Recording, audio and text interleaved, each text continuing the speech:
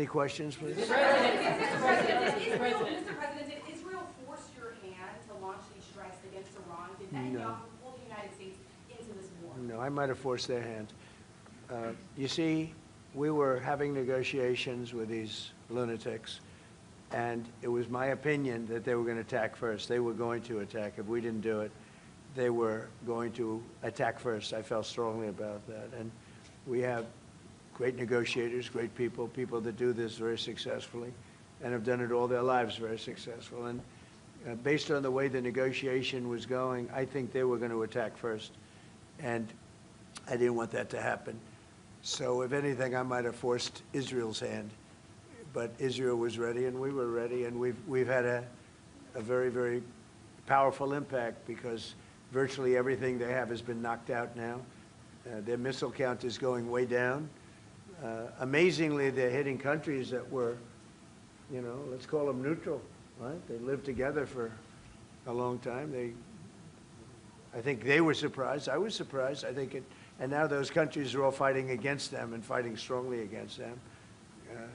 Someday they'll write a story and they'll say why they did that, but they hit countries that had nothing to do with what's going on. They were sort of leaving everything alone. All of a sudden they had missiles shot in, which shows you the level of evil that we're dealing with. They'll hit people that were actually at least somewhat friendly, and they had no problems with it. Also hitting only civilian places, hotels and apartment buildings, and we're hitting them where it is much more appropriate. We're hitting them very hard. And the big scale hitting goes now. They no longer have air protection.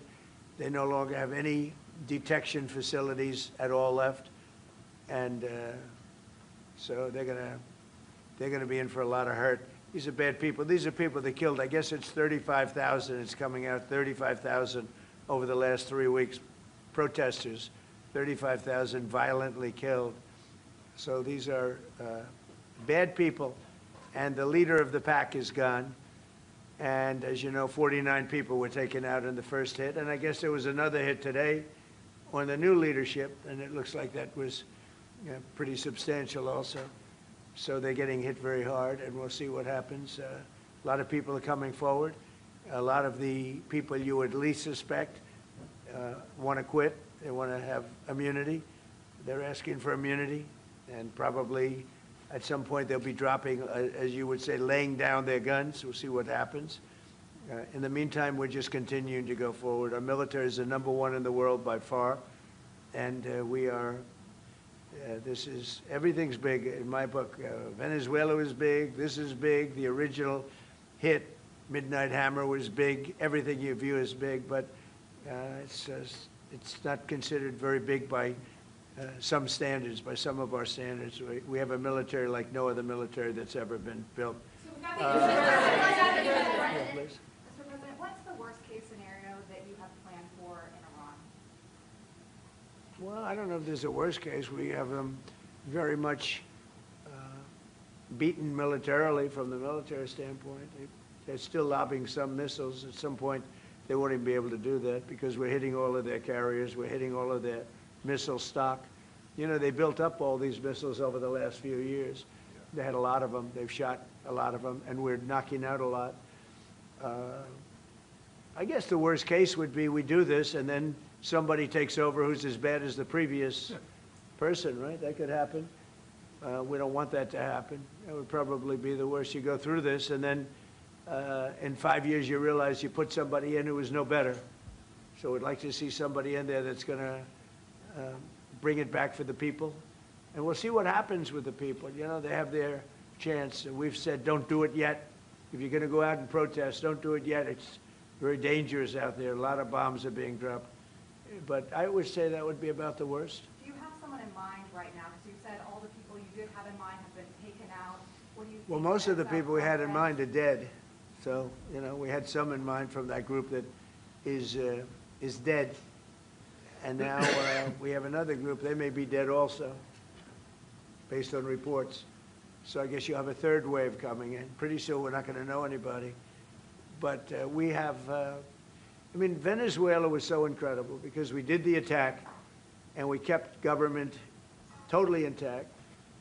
And we have Delcy, who's been very good. We have the whole chain of command, and they've been, you know, look, the relationship's been great. We've taken out 100 million barrels of oil already, and a big part of that goes to them, and a big part goes to us.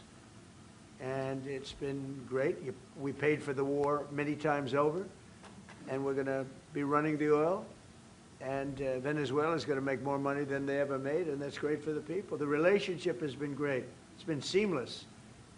Nobody's actually ever seen anything like it. If you look at Iraq, where very stupidly everybody was fired, the generals were fired, the military was fired, the police were fired, the fire departments were fired, and all of the government workers were fired.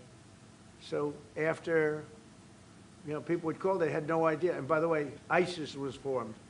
That's where ISIS came from, all of the fired people. We don't believe in that. So we'll see what happens, but first we have to finish off the military. What do you think? Crown Prince Reza Pahlavi, is he an option at all in your mind? I guess he is. Some people like him, and we haven't been thinking about too much about that. It would seem to me that somebody from within maybe would be more appropriate. I've said that. He looks like a very nice person, but it would seem to me that somebody that's there, that's currently popular, if there's such a person. But we have people like that. We have people that were more moderate. You know, these were radical lunatics, and you know what they get? They get nothing. All they do is kill people. Mr. President, what exactly was the imminent? You've asked, not your turn. Not your turn, please. Mr. President, you've been to take the heat off the Europeans to present to the help you. Mark Rutte called on the allies to also help you. What does that mean? Well, you have to ask Mark Rutte. He said not as part of NATO, but to be helpful to you in this. Well, some of the European nations have been helpful, and some haven't. And I'm, you know, very surprised. Germany's been great. He's been terrific.